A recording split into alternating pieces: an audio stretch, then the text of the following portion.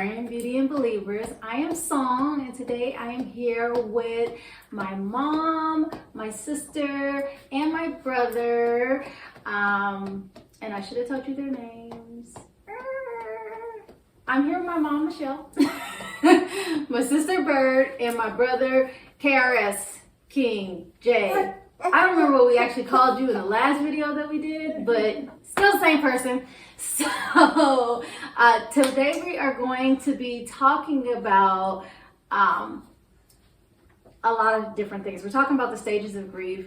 We are talking about parental relationships, parental abandonment. You guys know what I do. So we're going to talk about, tie all of that stuff in till we ultimately get to the acceptance part of it.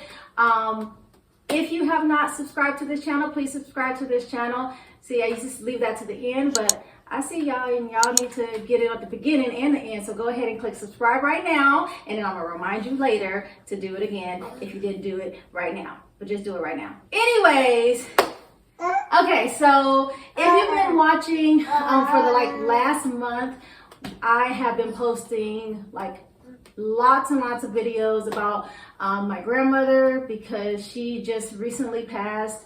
And so we've been sharing a lot of her memories. We shared her service, made that live for everybody who wanted to see that because of COVID and all that stuff. And so we are just coming back from all of that, and it's kind of exhausted, and just getting back to the routine of things. But during that time, well, over the past couple of days, I had this ideal for this video, and I really wanted to do it while my mom was still here with us, and while I had at least two of my siblings here, because this is something that we talked about. If you've seen in the past, I did a video with my mom about parental abandonment stuff, and I also did one with my brother. I've never done one with my sister Bird, but we have talked about this offline before, so I wanted to bring us all together and talk about this because one of the things that my grandmother always talked about was the importance of family and reconciliation and us coming together and loving each other and forgiving each other. But you can't talk about those things, or you can't get to that point if you don't first address, I said forgive. Well, forgive, but address the elephant in the room. You can't avoid a situation or suppress it and expect yourself to get past it. So we want to share with you really conversations that we have had and how we were able to get past those things in order to reconcile and find forgiveness and find love in our family. So I'll start with you, Mom. So we wanted to, one of the things they gave us at the mortuary was talking about the stages of grief, and I talked to you guys about this before. The first one is denial. This can't be happening. Anger. Why is this happening to me? Bargaining. I will do anything to change this. Depression. What's the point of going on after this loss? And acceptance. It's going to be okay. So these are the stages of grief that people mainly go through when they've lost someone, but it's not just like a physical loss, because sometimes you can feel like when you physically lose a parent to death, you can feel like you've been abandoned, but you also can feel like this if you go through abandonment, if your parent gives you up or is not there, they work all the time, whatever that the case may be. So you go through these stages. But I wanted to first talk to my mom, being that it was just so recently that she lost her mom and how she's going through these stages right now. So, Mommy, so we talked about this stuff, and I know that for all of us, it was really unexpected, kind of, but not with Grandma passing. How have you been able to kind of get to that acceptance stage? Well, the funeral helped me to accept it. I think I needed the closure of putting her to rest. With everything going on with the pandemic, it took a little longer than normal to have the burial. I felt the woosah, and knowing that her body is resting because your spirit and your soul automatically leaves when you pass. So I know she's in a better place, but just putting her body to rest, having closure for the whole family, not just me, my siblings, my children. She was so much to so many. I think getting to that day is what I needed to be able to rest now and begin to move forward. All right.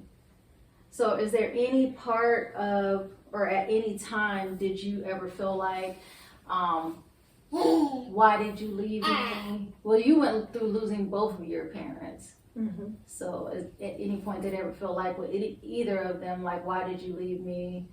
It was too soon. How do I live without you type thing? Well, my father, because I always said I wanted daddy's genes, because in his family there was longevity. My grandfather lived to his 90s, and then his mother, my grandmother, lived to 101. So I just automatically knew, and mom even said dad would outlive her. And when that didn't happen, it caught us by surprise. We were all like, okay, we weren't ready for this, and we, found it hard to deal with. I definitely agree with that. Some of the conversations I had with grandma was like, she always was, well, for a long time, she was preparing me for when she would leave. But with grandpa, it was always like, oh, he's like Superman, or he's just like super stubborn. He's never going to die. And so it just really caught me off guard because I wasn't ready. And I always felt like I had more time to ask all the questions that I wanted to know. A lot of what I've done with the family tree and genealogy was because of him helping me to get it started. And there were so many different stories that I didn't get to find out because I always assumed that one day I'd just sit down and talk to him, and I never got that chance. So Jay, how have you really gotten to that place of acceptance with grandma and grandpa being gone? I think life has just allowed me to accept it. I just think time has passed on, and I've understand that they've lived a long life, and I've gotten to spend most of my life with them. So, with my grandfather, I think that one was more unexpected than my grandmother because I watched her for the last year and a half and watched her health, go down pretty quickly. I mean, she came down here, she was walking, and by the time, it was all said and done, she needed a walker, and she was in pain and bent over, couldn't really use her hands.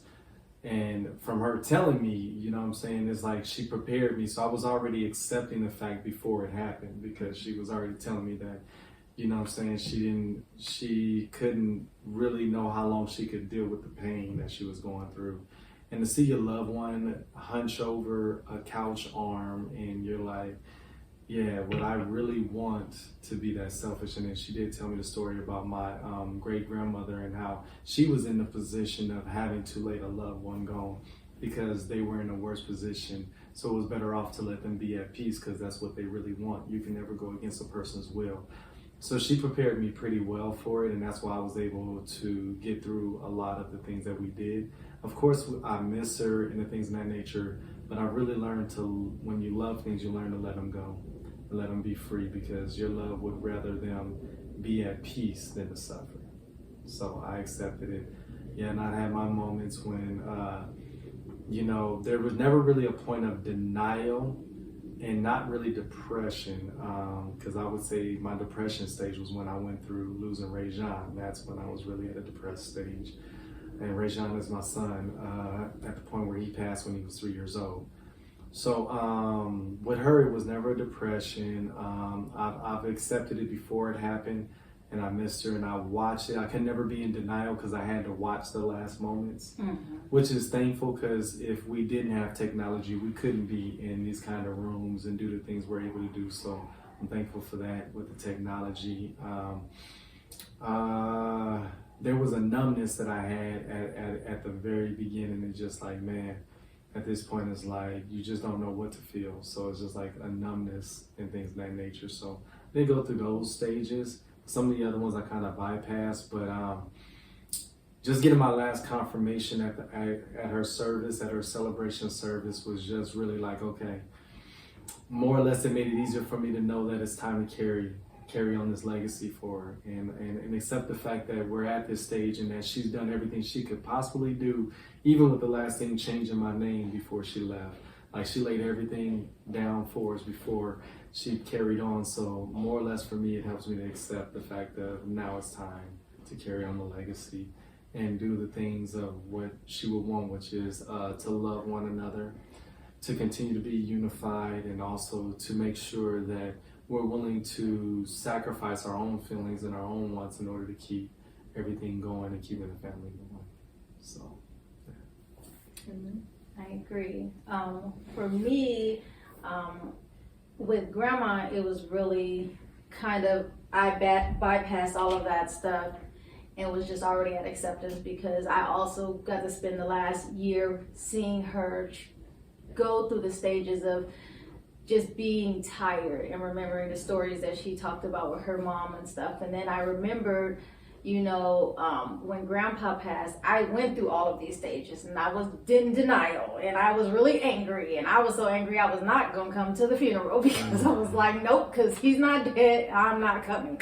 And so it was different when I went back and looked at it after, when I finally got to acceptance with him, because I started thinking about, he had been sick like my whole life, like 3 decades of some kind of sickness, and it would be really selfish of me to want to keep him here and go through that pain, because I wasn't really ready to let go. And so just coming to that place of acceptance, and then even when my godmother passed when I was 11, going through, it took me years, because I didn't realize I was angry at her for dying when I was a kid, because I was a kid. So it wasn't until I was an adult and I realized I was mad at her, and I was mad at God, because you took her away from me and she left me, and there was so much more. I didn't get to say goodbye to her, and all of these different things. But I felt abandoned. And when I really began to pull back the layers of that, it helped me to understand that it was never they were never trying to abandon us. They tried to give us everything that they could in their way of showing love and being there for us. But at some point, their physical bodies just gave out, and we had to, come on in, because she might be a minute. That way she's just sliding on in. It takes a while to oh, that was the real thing. She got like a cold water thing down there. Yeah, she got refreshments on this side. This side's a refreshment. But it takes a while to go through these stages. So it brings me to the talk about parental abandonment. And like I've shared with you guys before, growing up and having to deal with just not having the best relationship with my mom, because she was going through her own stuff and trying to find her own way. And I was, in the beginning, partly I was raised with my grandparents and raised with my godmother. Then I went back to my mom. So dealing with those things, feeling like, oh, she didn't want me, so she left me. And then my brother, he was raised with my grandparents and my uncle and my aunt. I was supposed to say my uncle and his wife, but this is my aunt. Auntie Shelly, I love you. So dealing with those different things, how do you feel that maybe the stages of grief affected you in those areas of not having your mother and your father around when you were younger? More, mom was around, you know what I'm saying? Because if you look at all my birthday pictures and stuff like that, she was around. Mm-hmm. It was just having her 24/7. And like, if anybody watched the videos before and stuff, to go back and watch them, like, we had an understanding. And it was just coming to a point for me, like, and this is something that people really got to understand, because until you comfort or, you know what I'm saying, rectify that young child that made you question back in the days, you're going to forever be in that stage of your life So if you have that parent that you have an issue with and grief with, it is important for you to talk to them, because what it came to understand is, so I'll tell y'all briefly the story of me and my mom. So pretty much it was around, I think it was around like, I want to say somewhere around 6 or 7, where I used to look in the mirror and just question, you know what I'm saying, why she didn't want me. And that's the thing about perception, because it's not always the truth. A lot of times it's just your truth, because that's not really what the situation was, but that was my truth at the moment. So in this it took me up until the point maybe I was 36 before we actually had an honest conversation. But the things was, in the process of me growing as a person, because I was reading books and I was going through things, and then that's when I learned and hearing about abandonment issues in a book called Love Me, Don't Leave Me. And that a lot of times my trust issues with women is because I never trust the fact that they would be around. Because my mom, once again, it's this thing that I'm creating in my head, because I never had the conversation. And so often people hold these things against people, but you never had the conversation to really clear the air or to hear what's going on. So you're just walking around with this perception of what you believe life to be, and it's really not that when you really talk to the person. So once again, so it was the book of Love Me, Don't Leave Me, and then the other book was Empire State of Mind. It was a book about an autobiography about Jay-Z. And between those two books, but really hearing the story of Jay-Z rectifying a situation in a conversation he had with his dad, really put him in a position. After that, I read in the book that he got with Beyonce. And so I was like, okay, so it doesn't matter if it's just the woman figure or the father figure, because at some point you still have to heal yourself in order to be able to be a whole person for the person you want to be with. So some people are having issues in their relationships, and they keep creating these toxic relationships because they never healed themselves. And so you got to heal yourself. And so when I had my conversation with my mom after reading the book, she was very receptive to it. And of course she cried and stuff like that, because we're all finding our ways. Nobody's ever been perfect. So everybody can get off their high horse about what you think something's supposed to be, because until you live that life as that person had to live it, you can't judge nobody. So you can everybody can get off the judgment of what it is. But because truly when I had a conversation with my mom, it came to an understanding. I don't think I could be the man I would be if I was around the men she was around. So the men that she would have been around, it was either dead or in jail. Though I had my troubled times and stuff like that, it would have just been on steroids if I was around the characters that was around in my mom's life. And I was like, I never even thought about it like that. And I had to retract back to one of the relationships she had with one of the men, and one of them was beating her up in the other room, and I'm plotting on how to kill him. And this is a young man at 8, 9 years old, I think it was, when you was with him at that time. I just remember it was off of Foothill or something like that, coming down from Fontana. And I'm just plotting on how can I just stab this dude in the neck, because every young man wants to protect his mama. You know what I'm saying? They're going to always be defensive of their mom, and they're going to always want to do those things. Even though you're young, you're just going to have it in you if there's no other good father figure around in that moment who she's dating. But it definitely came to a point, and then after we had the conversation, I was like, man, everything that I thought it to be was not an actual perception of what was really going on. Because until you've had, because most people, it don't matter if you're a teenager or you're an adult, if you don't have parent skills, you usually just parent the way that you were parent. That don't mean that that's the right thing, it's just the way that we know.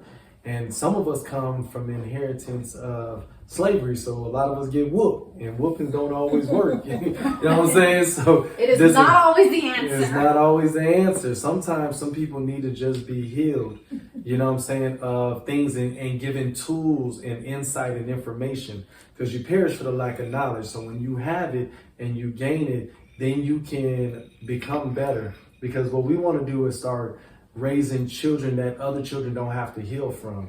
Because that's the problem, is that people are not raising. They want to do world peace. They want to create this big impact. It first starts in your household. So until you can really impart and do everything, even if your children don't listen to you, they will eventually get it at some point.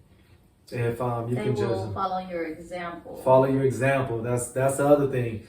And I went through a parenting class, probably say like 8 to 10 years ago, and it was a parenting class. But when I started going through the parenting class, I was like, they trying to change me. They ain't trying to change the children. But when you really look at it, you need to change yourself, because your children do more of what you do as opposed to what you say. So what example are you setting for them?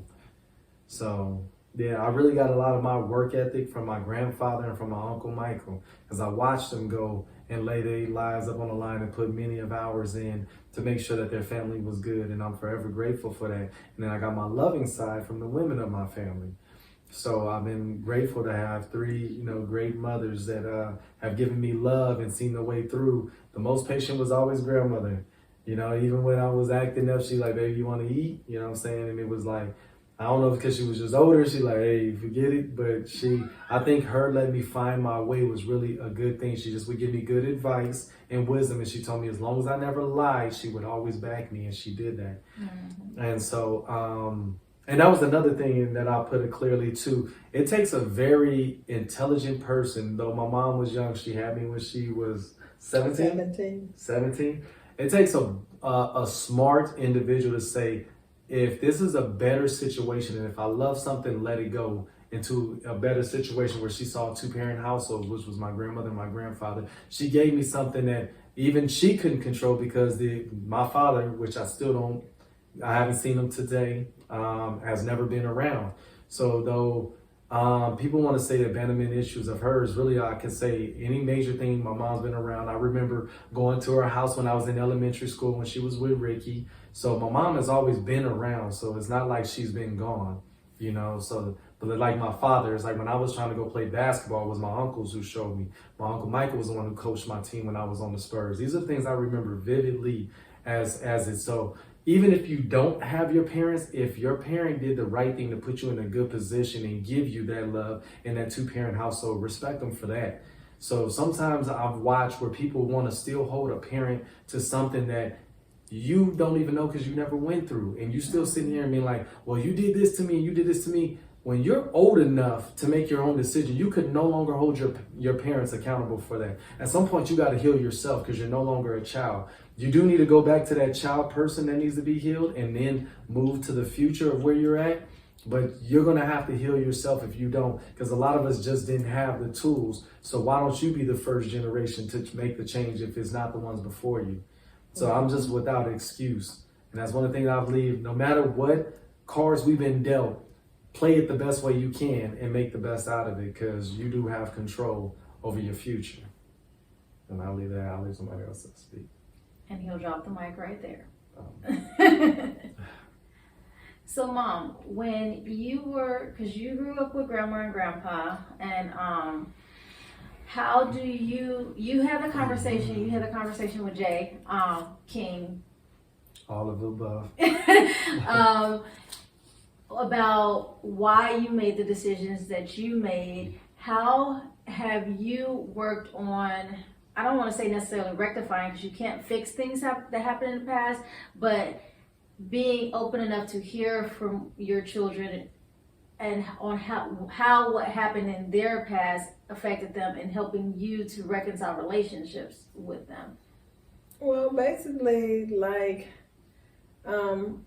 Jay said, we talked about it. He came to me, he shared, what was going on, him dealing with wanting an answer, and I was open to answer it. I told the truth. My reasons for putting him with my parents, and then later, when my brother and his wife married, they asked my permission for him to go live with them, and they were younger, which he was able to do sports and things like that. I was receptive long as he stayed in my family to get that good upbringing, what I was raised up under. As you get older, you still choose, and I've learned today that no matter what foundation you give your children, they still have to have the opportunity to grow, live, and experience life.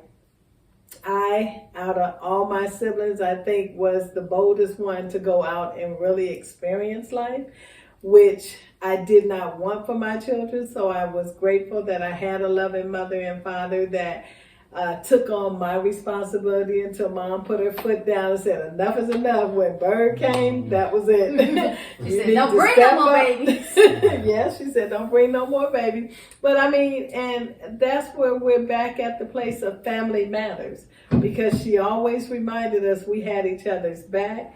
Whatever you did, there was no door that you couldn't come back through and not be forgiven and loved and accepted. You come back with another child, you were still loved and accepted and brought back home, you know. So I learned at an early age, you always have a home to go to.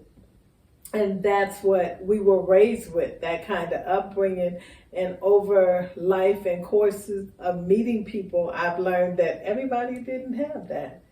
And I realized how blessed I truly was, and that the love, their prayers and the love of God and my parents brought me back to realize that there's no place like home and family matters.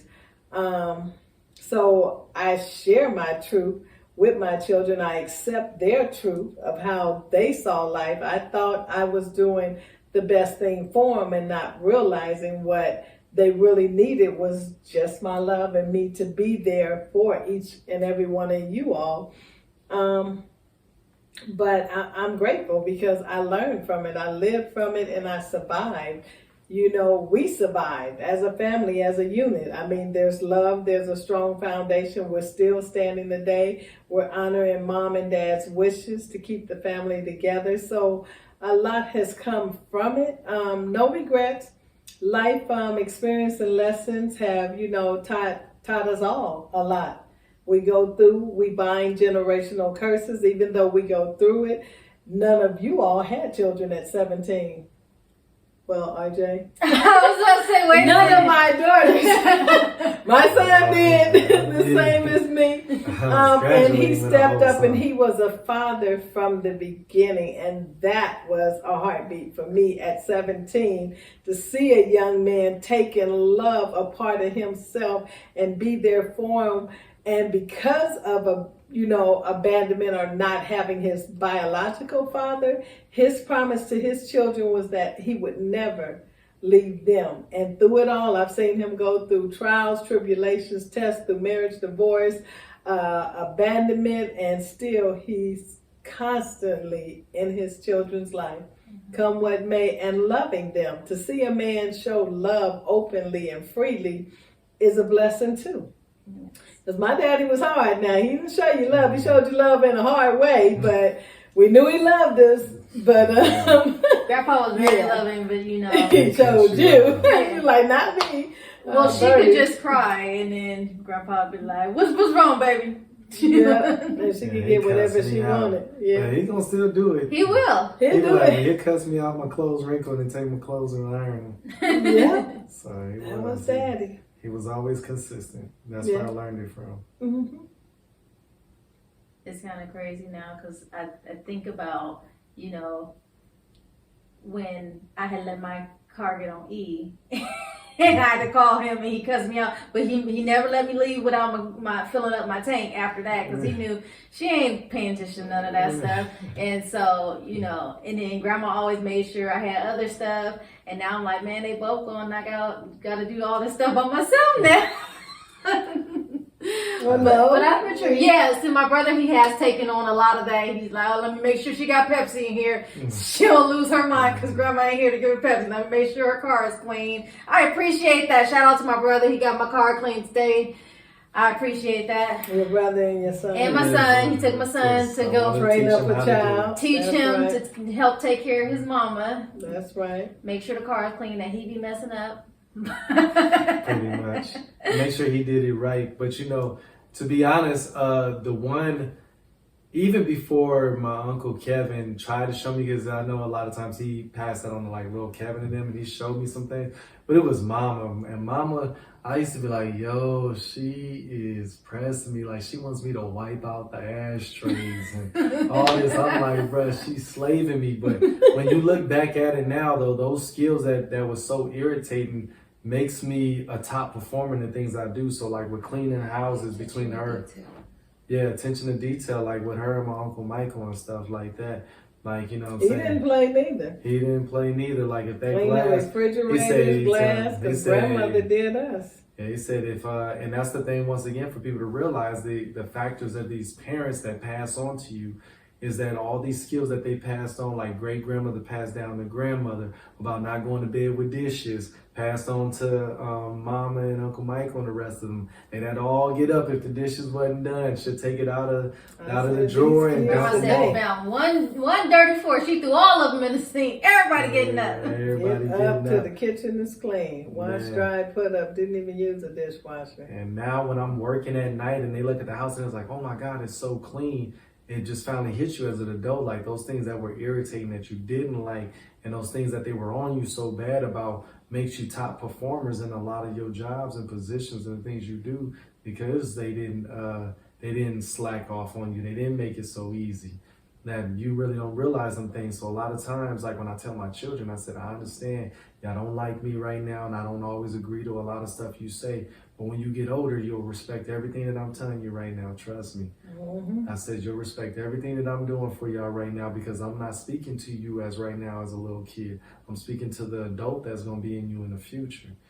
And that's what was done for me. And that's the thing that I continue to say that no matter if my mom wasn't the one who raised me, she never abandoned me because she was always there for major things.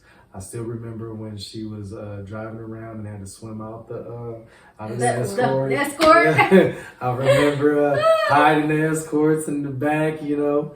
I even remember her allowing me to drive her escort. And there's like intricate points that people, I think, fail to realize. Like, you really think that the person ain't there, but they always been there. And they've been there the way that they know how, with the best things that they have. And like, you know, right now I look at it, I was like, man, some of the closest people be the ones who be tied to a bedroom. Because, you know, you look at me, Zeph, and Michael, when I lived with them, we were all piled in the room. And Maisha had his own room to herself. She's the only girl.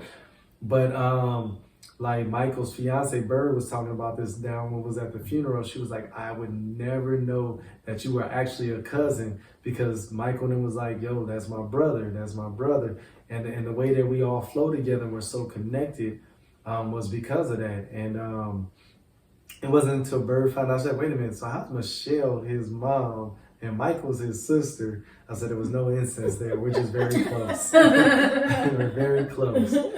And but that's the thing that I think when the real thing, speaking to everybody here today, maybe it's just your perception of what you think abandonment is, and it's really not. And sometimes you need to just go to that person and speak to them directly and clear the air, because and then if you get outside of your own little pity party and your own feelings and really analyze the situation, it may be better than what you really see it to be. Or in your situation, if that parent is not in your life, because not having my father gave me many father figures. I have 4 uncles who all played a factor in my life. I had a granddaddy. I had other great uncles and people who came in who were friends of the family. My godfather, rest in peace to him as well, who all played a factor. And that's what I was explaining to people, is that we are today by the people who impacted our lives. So you really get to look at it. What is the things you can be thankful for as opposed to the things you're upset about?